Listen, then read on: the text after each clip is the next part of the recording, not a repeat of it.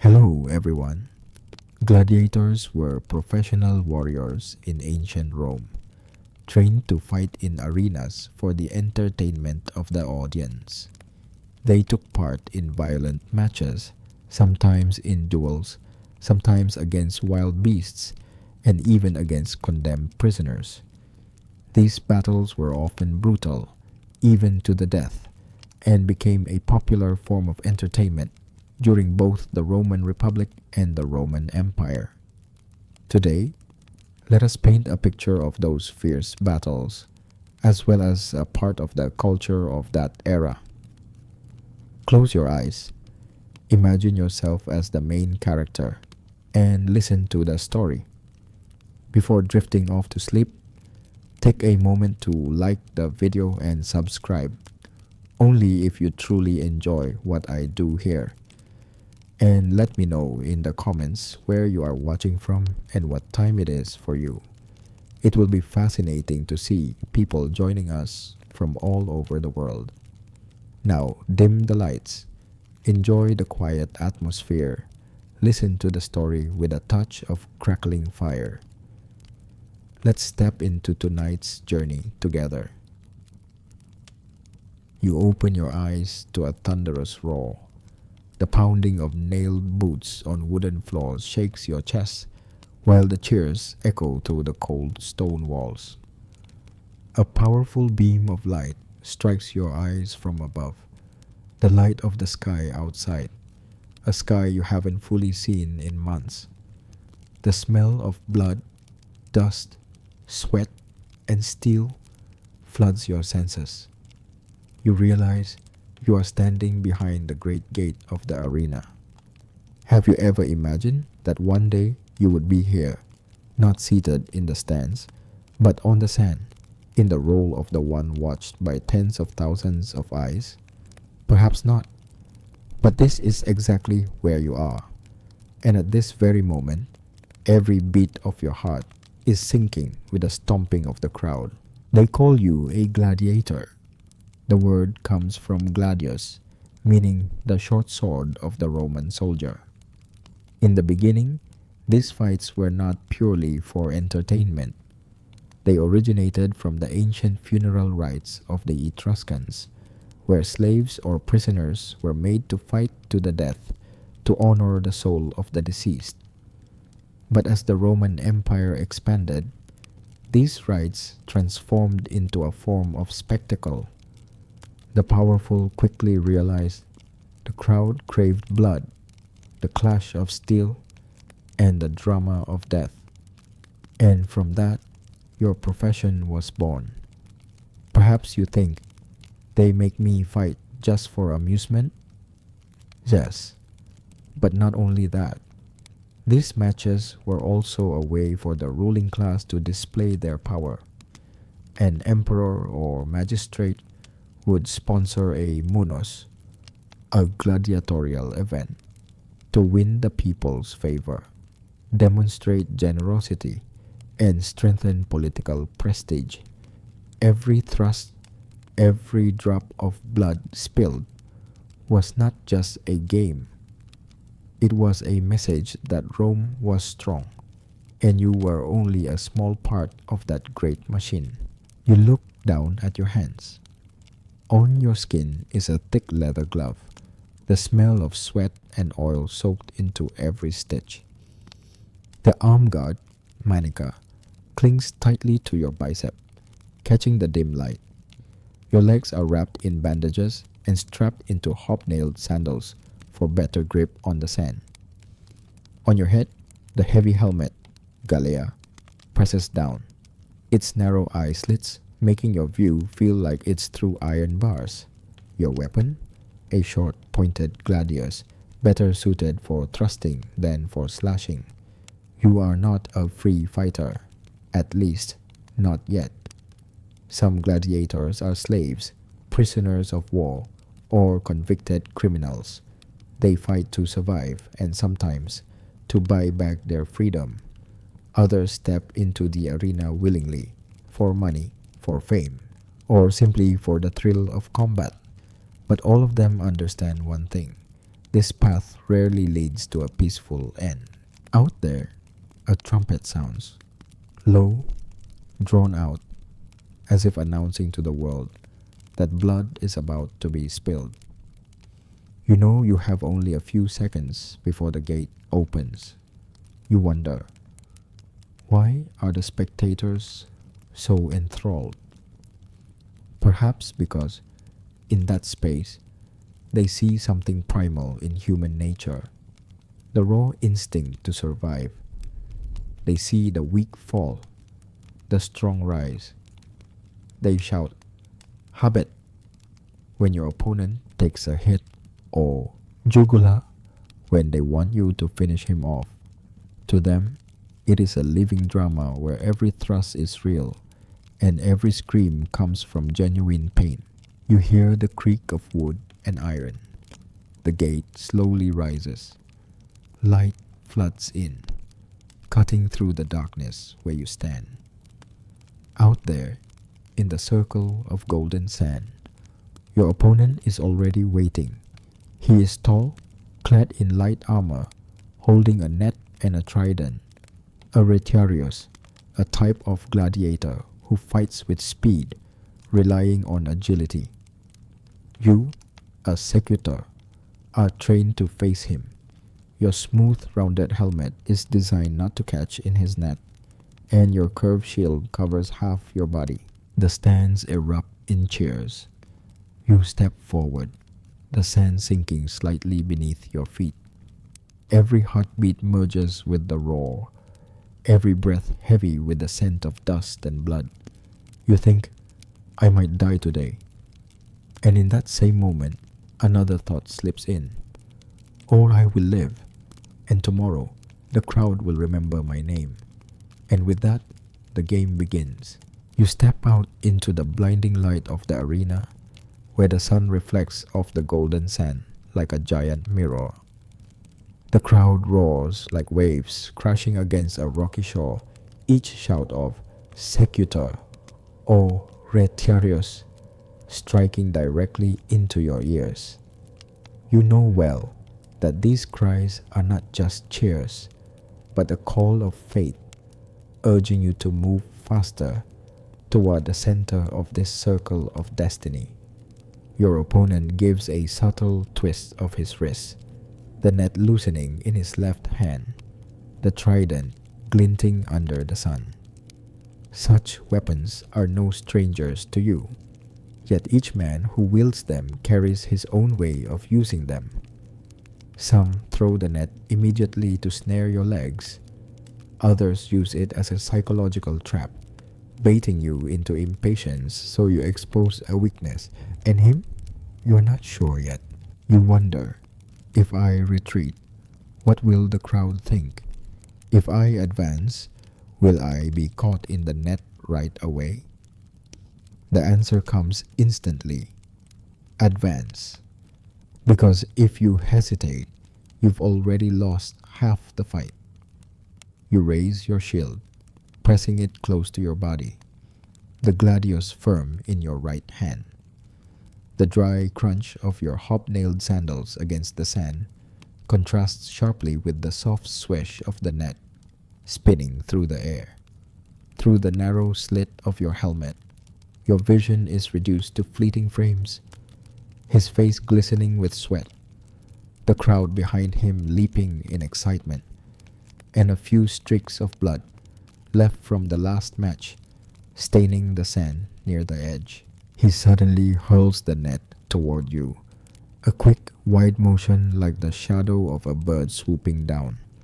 Instinct tells you to step to the left, drop your shield, and catch the net's edge.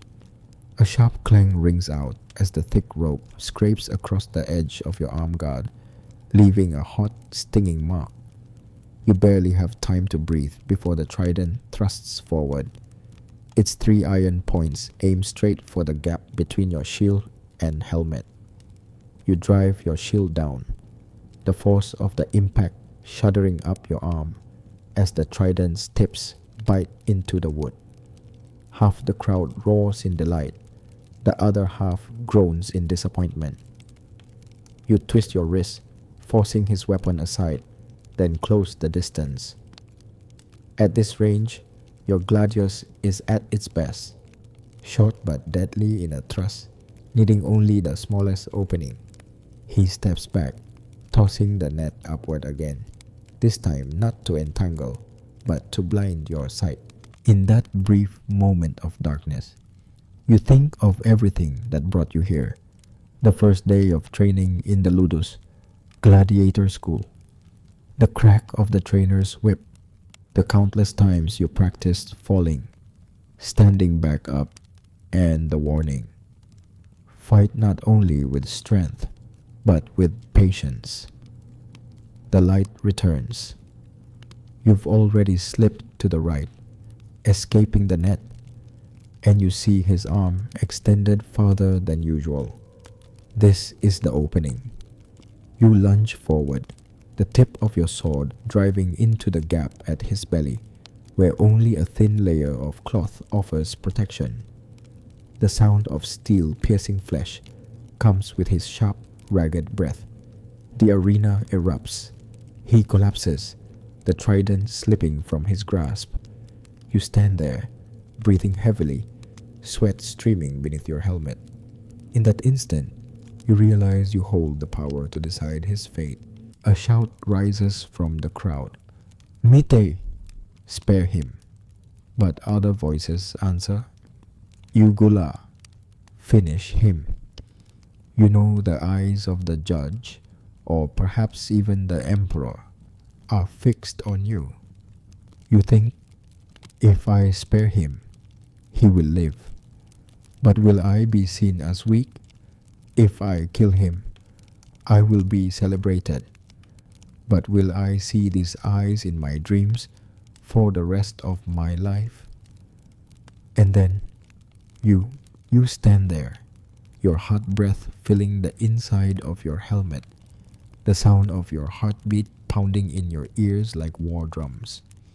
Your opponent kneels before you, trembling hands clutching the wound in his belly, his eyes fixed on you, not with defiance anymore, but with a plea. Everything seems to slow down. The roar of the crowd blurs into a single, indistinct wall of sound, with only a few words cutting through clearly. Mita, spare him, and Ugula, finish him. The entire arena, tens of thousands of people, are waiting for a single motion from you. A nod, a shake of the head, a thrust, or a step back. You turn your eyes toward the editor, the one who oversees the match, whether a magistrate, a general, or even the emperor himself. He does not give a direct order, but instead raises his hand, signaling the crowd to decide. And the crowd will deliver its judgment with the thumb. Did you know? In Roman culture, the thumb gesture was not the same as what we think today. A thumb raised, pollice verso, could imply a sword raised, meaning execution. A thumb clenched and lowered symbolized sheathing the sword, sparing the life. Each time the spectators moved their hands in unison, they held in them the power over the life of the one in the arena. And today, that life belongs to the man kneeling before you. You think, they know nothing about him. They know nothing about me. Yet with just one movement of the hand, they decide everything. Bitter and raw. That is the essence of this game. Not just fighting, but offering the crowd the divine right to judge. You hear the shouts more clearly now. Half the stands calling for blood, the other half for mercy. The balance begins to tip. The cries of Mittel growing louder, though still pierced by fierce Iugula calls. You take a deep breath, then do what you're not even sure is right. You lower the tip of your sword and step back. Your arm lifts in the gesture for mercy. The crowd immediately splits into two waves of reaction. one side whistling in protest, the other cheering as if they had just witnessed a miracle. Two guards hurry out to carry your opponent away. He says nothing, only glancing back at you once, his eyes unreadable, whether in gratitude or in hatred. You cannot tell. You turn and walk toward the gate. The roar of the crowd follows you into the darkness of the tunnel. You know you have survived today, but you also know this will not last forever. In your profession, death is always waiting somewhere, perhaps in the next match or the one after that. You wonder, what is the fate of a gladiator? Some die on the sand, right before the cheers fade. Some live long enough to be awarded the ludus, the wooden sword that symbolizes freedom. But there are also those who, even when spared, choose to remain, for there is no place left for them outside the arena. And you? It is not yet time to answer. But one thing is certain. When that gate opens again, you will step forward once more. Because this is not just your profession, it is all you have left. You wake before the sun has fully risen. There are no cheers, no scent of sand and blood, only the heavy footsteps of your roommates heading out to the training yard. In the ludus, time waits for no one, and the day begins before the sun comes up. Your room is a small cell, its walls rough stone, the bed nothing more than a plank set on a low frame. There is no window to the street outside, only iron bars looking into the central yard of the school.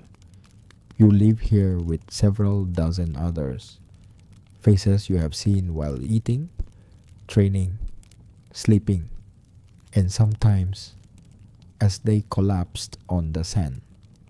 People often think gladiators only pick up a sword and rush into slaughter. In truth, most of your time is spent training, and the discipline here is no different from the army.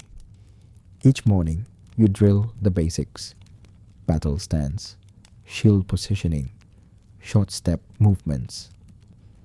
The trainer, often a retired gladiator, walks between the rows with a whip, lashing hard if he sees anyone slacking. You remember your first day entering the ludus, the iron gate closed behind you, the lock turning with a screech. In that moment, you realize you had stepped into a new world, where everything was defined by strength, speed, and endurance. Here, there were no noble titles or social ranks. Everyone was equal when holding a weapon. You were issued training gear: a wooden shield heavier than the real one, a wooden sword thicker than a gladius, so that when you handled real weapons, they would feel lighter and faster. It was a harsh but effective method. If you can handle this, the trainer said, then out there, the real weapon will feel like an extension of your arm. Your meals were not as lavish as many might imagine. Gladiators often ate a diet rich in starch and beans to gain weight and build a layer of fat that could help protect the body from wounds, because a body too lean could not withstand heavy blows. Meat was rare, reserved for victories or special occasions. You also drank a mixture of ash and vinegar to replenish minerals, a drink you first found repulsive, but which gradually became part of your routine. You wonder, why do they invest so much in us? The answer is simple: because each gladiator is an asset.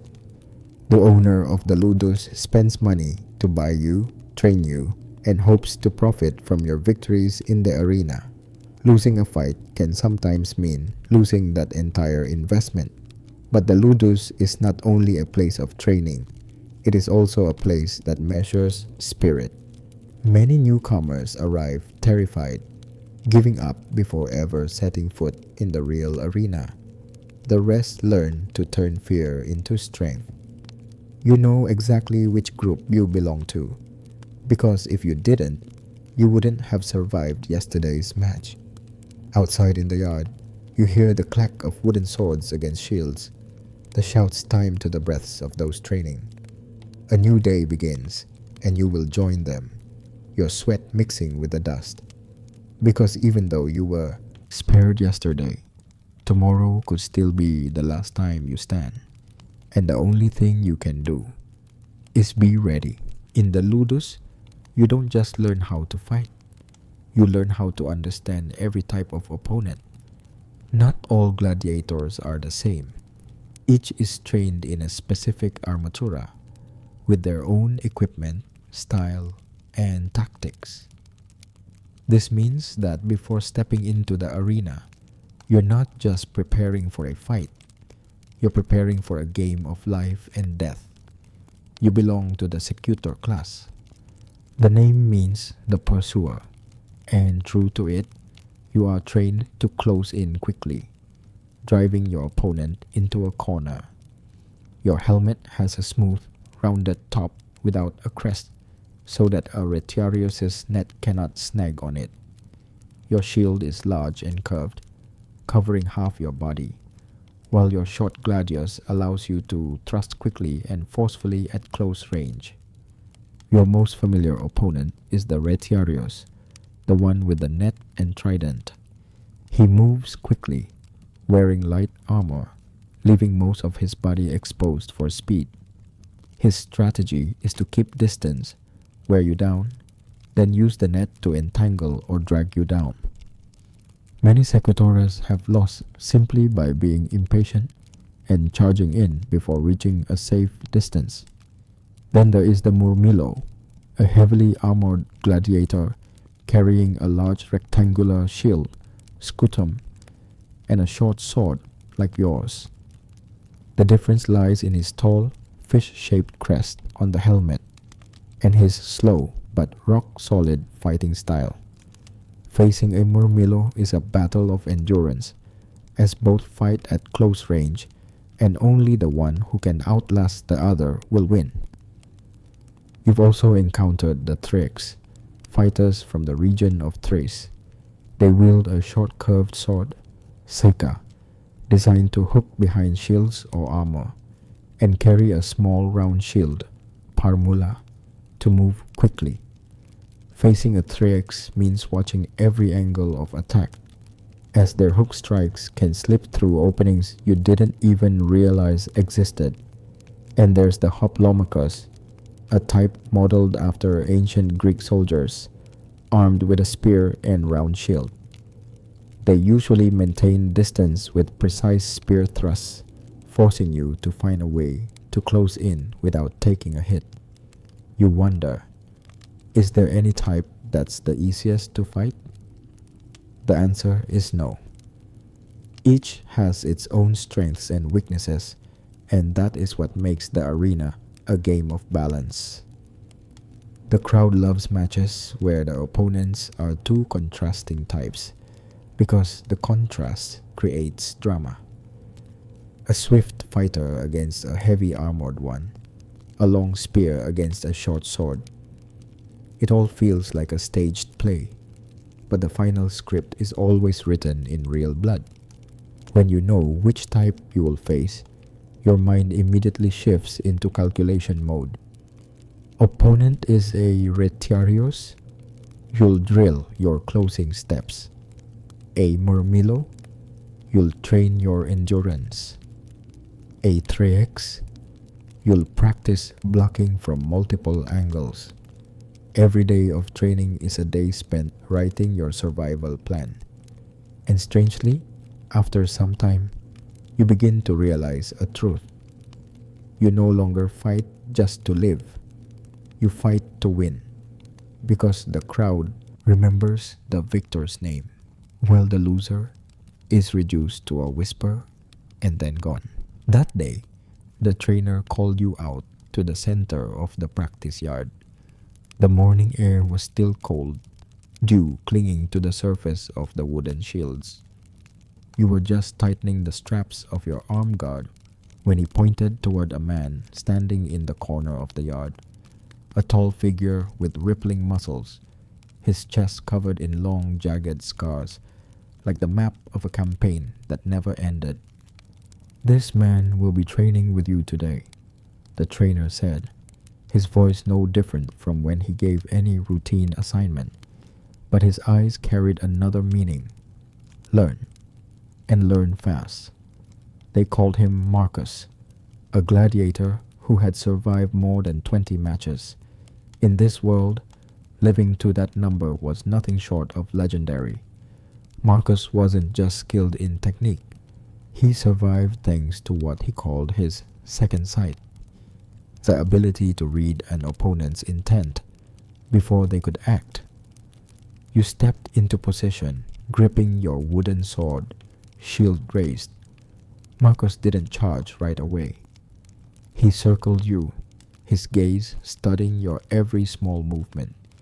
You felt like an animal caught in the sights of a predator, long accustomed to the scent of blood.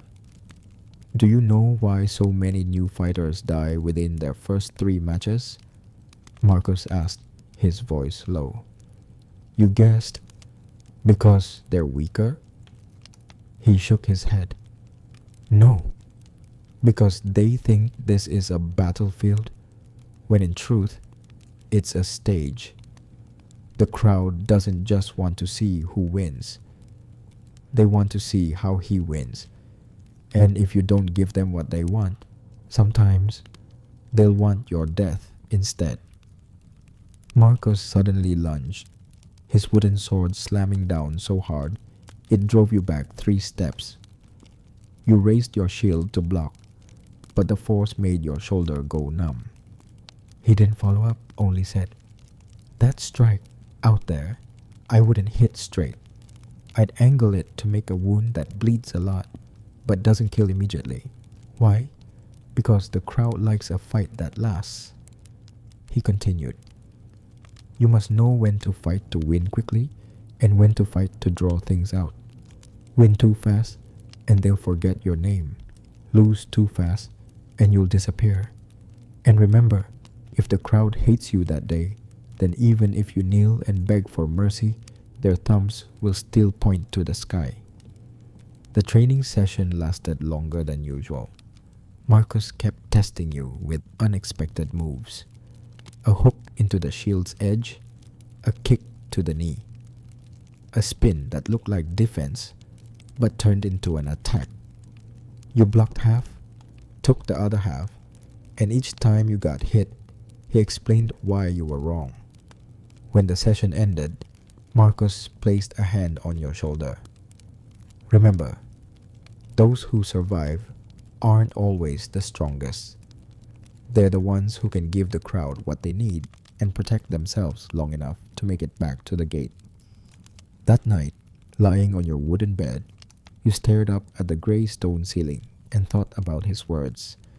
You began to realize that the life of a gladiator was not just in the sword's edge, but in the ability to read the hearts of thousands in the stands. And that was the real battle. You step onto the sandy floor of Rome's grand arena, the Colosseum. The roar here is unlike anything you have ever heard before. It is not just loud. It pours down from the towering stone walls, reverberating through your chest, making you tremble and exhilarated all at once. The air carries a mingled scent of perfume, sweat, and the dried blood left on the sand from the previous fight. Before the match begins, today's editor, a wealthy magistrate, steps into the center of the arena, raising his hand to call for silence. The noise fades into murmurs, like a wave drawing back before it crashes. He speaks, praising the might of Rome, honoring the emperor, and introducing the gladiators who will fight today. As you hear your name announced, a question suddenly comes to mind. Where did all of this begin? Many know gladiators only as blood-soaked entertainment, but its origins were not like that at all. Before the Roman Empire existed, The Etruscans, an ancient people of the Italian peninsula, held special funeral rites. When a noble or great warrior died, they believed that blood spilled during the funeral would honor the soul of the dead and secure them a worthy place in the afterlife. So they made slaves or prisoners fight to the death beside their master's grave. It was not entertainment, it was a sacred ritual. When the Romans conquered the Etruscans, they adopted this rite. At first, the battles still took place during funerals at the tomb of the deceased and were called munera, a word meaning gifts offered to the dead. But over time, the ritual nature faded. The aristocracy realized the crowds enjoyed watching these combats and they could use them as a political tool, sponsoring a munus to win the favor of the people. By the time of the Roman Republic, the fights began to separate from funerals and moved into dedicated arenas. Oval-shaped amphitheaters were built with rows of stone seats so that spectators could watch every strike clearly. And when the Roman Empire rose, the emperors turned these games into national events, both as entertainment and as a display of power. You think, so that means what I'm doing today once began as part of a sacred ritual? Yes. But now, it is a performance, and the spectators do not come to bid farewell to anyone, but to seek the thrill of blood and the roar of the crowd. A trumpet sounds, pulling you back to the present. Your opponent today is a heavily armored Murmillo, and the emperor himself is seated on the highest tier. You know that every strike you make today is not just to defeat your opponent, but to carve your name into the memory of tens of thousands of people, just as hundreds of years ago, the Etruscan warriors carved their mark in blood beside their master's tomb.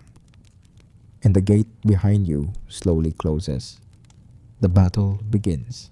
Your opponent steps out from the opposite side, a Murmillo with a fish-crested helmet, a large scutum shield covering nearly his entire front, and a gleaming short gladius. Unlike the agility of a retiarius, the Murmillo is the embodiment of strength, each step pressing heavily into the sand. The signal trumpet sounds. He does not rush forward, but advances slowly, shield held high. You can tell this is no inexperienced fighter. He's probing, waiting for you to make a mistake. You circle to the left, sword lowered, eyes fixed on the gap between the edge of his shield and the rim of his helmet. The crowd in the stands begins to cheer. They haven't come merely to see two people kill each other. They've come for a performance. In Roman society, matches like this are both entertainment and a reminder that the empire's power stretches from the frontier battlefields to the arenas at the heart of the city. You recall what Marcus once said, "Here the crowd is king." Indeed, emperors often held ludi, festival days lasting for many days, featuring plays, chariot races, and of course munera, gladiatorial games. It was their way of buying the people's favor. As long as the spectators were entertained, they cared little about politics or taxes. Suddenly, he charges, his massive shield slamming into your chest. The impact drives you back 2 steps, the air forced from your lungs.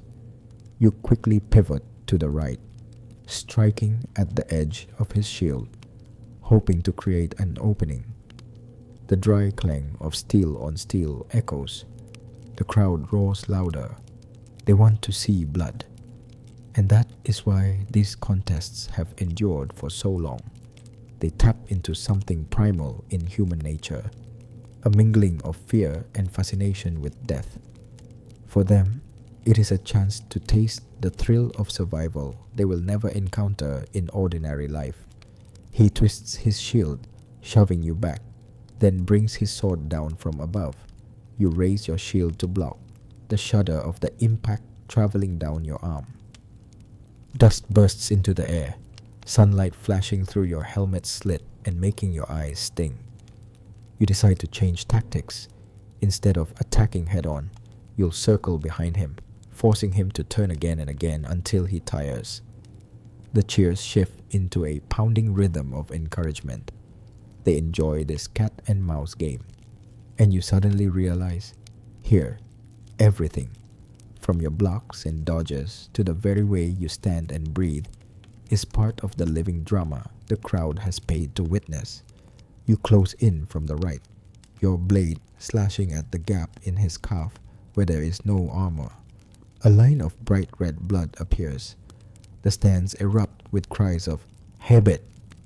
He is wounded, but the fight isn't over. And you know all too well, a single mistake and all your effort will turn to dust. Blood from his leg wound seeps quickly into the sand, turning it a deep crimson. The murmillo falters for half a second, but does not retreat. He swings his shield forward, tilting his head as if to control his breathing. The slash you dealt wasn't enough to bring him down, but it has opened an opportunity. You begin circling, forcing him to move with you. Every step makes his wound bleed more. The crowd notices, and their cheers grow more urgent. Your name is called from different corners of the stands, mingling with the blare of war horns. But in that moment, a thought slips into your mind. If I bring him down now, the match will end quickly. But the crowd, they'll want more. You remember Marcus's words. A gladiator who lives long is one who knows how to give the crowd what they want, while still keeping himself alive. You throw a series of quick thrusts, not to finish him, but to create a tense chase. Each clash of sword against shield rings out like a metallic drumbeat, urging the fight forward. Sand bursts underfoot, sunlight glinting off steel. Then the decisive moment comes. When he lowers his shield to swing a slash at your side, you're ready. You twist aside, lunging into the opening, the tip of your gladius driving through the gap in his armor beneath the armpit, a fatal weakness. He collapses, breathing heavily. You draw your sword free to the roar of the crowd, but you haven't won yet. Like every other fight, his life now lies in the hands of the crowd and the editor. Once again, hands are raised. Some thumbs point upward, signal for execution. Others clench and turn down, signal for mercy. The editor looks around, weighing the mood, then signals to you. This time, he wants death. This is the moment you finally understand the meaning of a beautiful death the veteran fighter spoke of. In Roman culture, a gladiator killed in the arena is not simply a loser. If he dies standing, without screaming, accepting the final blow in silence, the crowd will remember his name and regard it as a glorious death. But if he begs, retreats, or tries to run, he will be despised, and his memory will vanish quickly. The Murmillo before you understands this. He braces one hand on the ground, sets aside his shield, and lifts his head to meet your gaze. No plea, only the eyes of a man accepting his fate. You give a slight nod, then deliver the final strike, swift and precise. The crowd erupts. Some applaud, others leap to their feet as if witnessing something sacred. To them, this is not just your victory, but a perfect final act. Two gladiators who have given them what they wanted: blood, drama, and glory. As you leave the arena, the light from above recedes behind you, the tunnel's darkness closing in. You know you've lived another day, but you also understand that glory here is fleeting.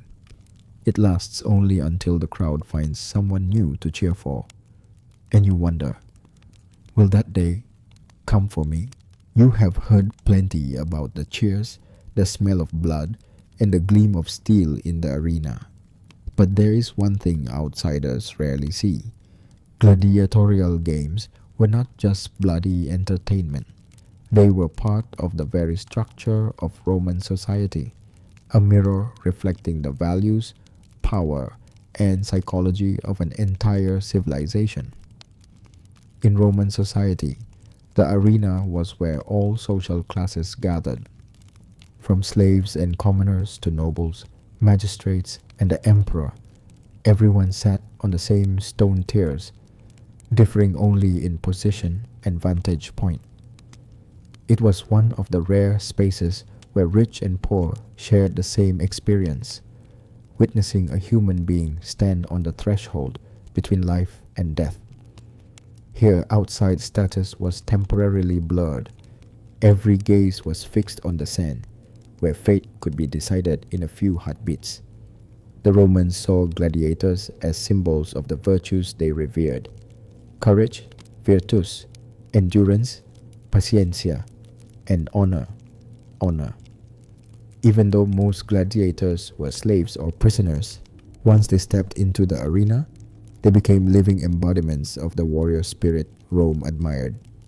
Spectators did not come merely to watch blood spill. They came to see people who dared to face death without fear. The games were also an effective political tool. Emperors and the elite understood well the power of bread and circuses, panem et circenses. By providing food and hosting grand events like munera, they kept the populace from focusing too much on taxes or political unrest. When the crowd was swept up in the roar of the games, they temporarily forgot the troubles outside the arena. Gladiatorial culture left its mark on art and daily life. Statues, mosaics, and oil lamps engraved with gladiator imagery have been found throughout the empire. Children played arena with wooden swords, mimicking the strikes of the heroes they had seen. Even in taverns, the names of famous gladiators were spoken of like today's sports stars. Its value lay not only in entertainment, but in reinforcing Roman communal identity. Spectators cheered not just for a favorite individual, but because they saw in the arena the image of Rome itself, strong, resilient, and willing to shed blood to preserve its glory. Yet this culture carried its contradictions. It celebrated courage, yet accepted taking lives as entertainment. It created idols from those once deemed lowly, yet readily discarded them when youth and strength faded. It was a closed circle. The crowd needed drama.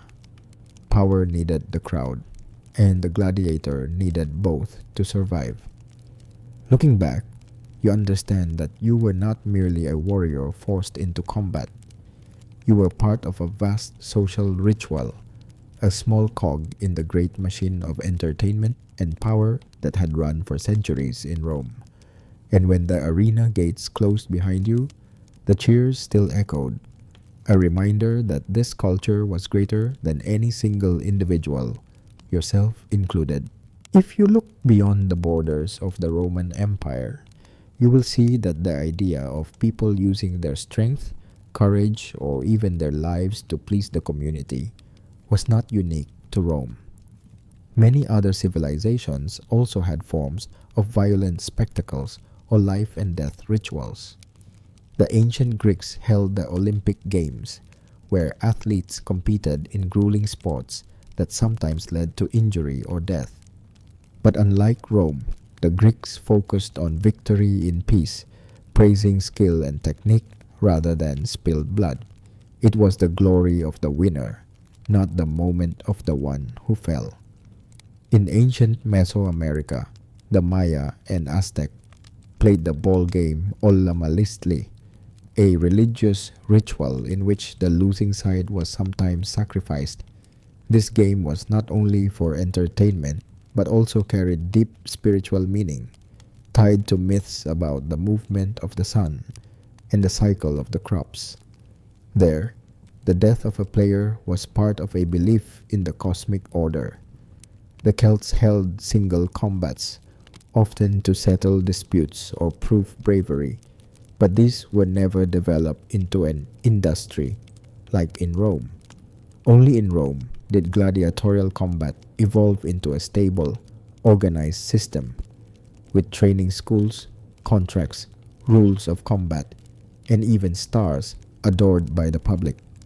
This came from two unique factors: social political structure. Rome was a vast empire that needed to maintain unity across a multi-ethnic population. The arena was a shared space where everyone could feel part of something greater. Roman psychology and identity. The Romans regarded strength, discipline, and the ability to face death as supreme values. The gladiator, whether slave or volunteer, became a living emblem of those ideals. For this reason, gladiatorial culture lasted for centuries, surviving even through times of political or economic instability. It was not just a passing amusement, but part of the language of power that the ruling class used to speak to the people. Spectators were not simply watching a fight, they were witnessing a social ritual. When a gladiator stood tall awaiting the final blow, without stepping back, they saw in him the unyielding Roman spirit. When the crowd cried out in unison, "Mite" or "Zogula," they felt the power of their collective voice, even if in their everyday lives they held no real power at all. This also explains why Rome maintained the games for so long, even when many philosophers and scholars of the time condemned them as brutal. Because the arena was not just a place where men fought each other, it was where an entire civilization fought to affirm its identity. Anything that endures long enough eventually faces the question, can it last forever? The gladiatorial culture of Rome was no exception. It had once been the beating heart of public life, a source of pride, and a sophisticated political machine. But even the loudest cheers could not drown out the changing tides of history. The first contradiction came from the very values the Romans claimed to uphold. Gladiators were seen as symbols of courage and honor, yet most were still slaves or prisoners forced to fight. Some philosophers, like Seneca and Cicero, openly criticized the practice, arguing that turning death into entertainment was a moral corruption. As the intellectual elite began voicing strong opposition, the glorious image of the arena was increasingly called into question. The second contradiction came from religion. As Christianity spread throughout the empire, its ideals of compassion and the sanctity of life clashed directly with the gladiators' philosophy of life or death. Clerics called the arena a school of sin and urged believers to avoid gladiatorial games altogether. Over time, religious pressure eroded the ranks of loyal spectators. There was also the matter of cost. Maintaining the games grew increasingly expensive. Training fighters, feeding wild beasts, building and maintaining arenas all demanded vast sums. When the Roman Empire fell into economic crisis and had to divert resources to wars defending its borders, lavish munera began to be cut back. A symbolic factor played a role as well. When Rome's borders were under threat, the people no longer wanted to see mock battles in the sand. They cared more about the real battles outside, where the fate of the empire was at stake. The glory of the arena no longer held sway against reports of military defeats. The breaking point came in 404 CE, when Emperor Honorius officially banned gladiatorial games after a shocking event. A monk named Telemachus entered the arena to stop a fight and was stoned to death by an enraged crowd. His death became the catalyst for the imperial decree that ended the tradition. When gladiators disappeared from the arenas, Rome lost its communal space, where people had once gathered to witness strength and death in the same breath. Many felt a void, as though part of their identity had vanished. Yet at the same time, this ending paved the way for a society with less public violence, where power was expressed through politics, religion, and economics rather than through the cheers that followed the spilling of blood on sand. Today, the remains of those arenas still stand in many places: the Colosseum in Rome, the amphitheaters of Nîmes, Verona, Arles, silent stone structures that once witnessed thousands of lives, moments of triumph and tragedy. Now, they are monuments, places where people look upon them and wonder, what made an entire civilization believe that blood could bind a community together? Now, you no longer stand on the hot sand of the arena, no longer hear the clash of steel or the storm-like roar of the crowd. Instead, you stand before an ancient ring of stone, where the afternoon sunlight filters through weathered columns. The Colosseum is no longer a place where life and death are decided, but a monument, a vast, open book of history. Looking at the stone tiers arranged in a circle, you can imagine tens of thousands of people once sitting there, all eyes fixed on the center. The feeling is not exactly fear, nor mere curiosity. It is a sense of connection. When an entire community shares a single moment, even if that moment was built from blood and sweat. The legacy of gladiatorial culture has two sides. On one hand, it reminds the modern world of the strength of the fighting spirit, of courage, and of the ability to face adversity. Whether born a slave or a volunteer, the gladiator became a symbol of how a person can find dignity even in the harshest circumstances. On the other hand, it is also a warning about how easily humans can turn violence into entertainment. When tens of thousands cheer for a killing blow, it reveals the danger of a collective whose emotions are steered in one direction. That lesson remains just as relevant today, in a world where arenas may no longer need sand or blood, yet still exploit human curiosity and the thirst for drama. The Roman arenas now echo with no clashing swords, but their stories live on through books, films, museums, and reenactments. They remind us that history is not only numbers and events, but also emotions, choices, and consequences. And though the times have changed, the question remains: are we truly different from the past, or have we merely changed the form of our battles? You leave the circle of stone, stepping into a modern street where cars and voices fill the air. Behind you, the Colosseum still stands, silent yet towering, like a witness to the past, both magnificent and full of contradictions. Though the Roman arenas have been silent for thousands of years, the image of the gladiator still lingers stubbornly in the human imagination. You can find them in more places than you might think: on the silver screen, in paintings, in modern sports, and even in the metaphors of everyday life. In art, Renaissance and neoclassical painters were captivated by the gladiator as a symbol of strength and tragic grandeur. Large oil canvases depicted the final moments of a fighter or the sight of thousands of spectators cheering under brilliant sunlight. Even in modern times, film and television have turned them into familiar figures.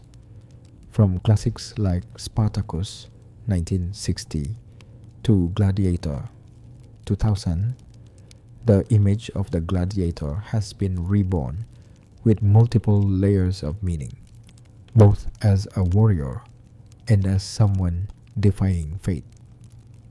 In sports, though the rules have changed and the violence is no longer deadly, the arena spirit remains.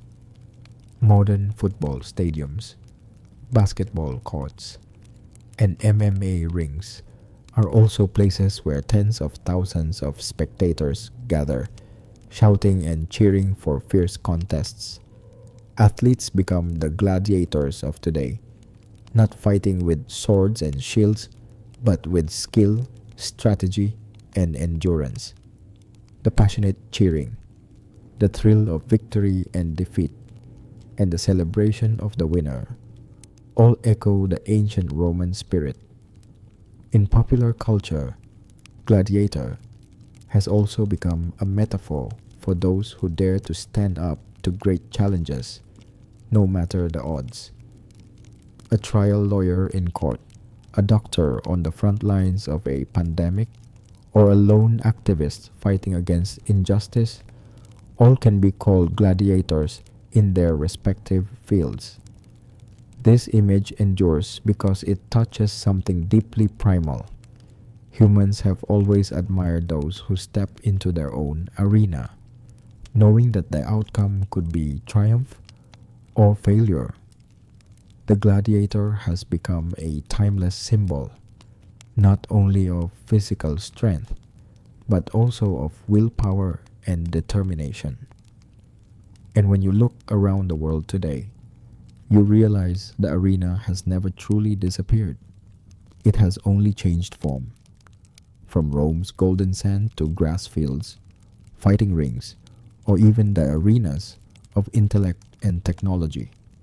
But the spirit of stepping forward to face the crowd, accepting judgment, and fighting with everything you have, that spirit remains unchanged.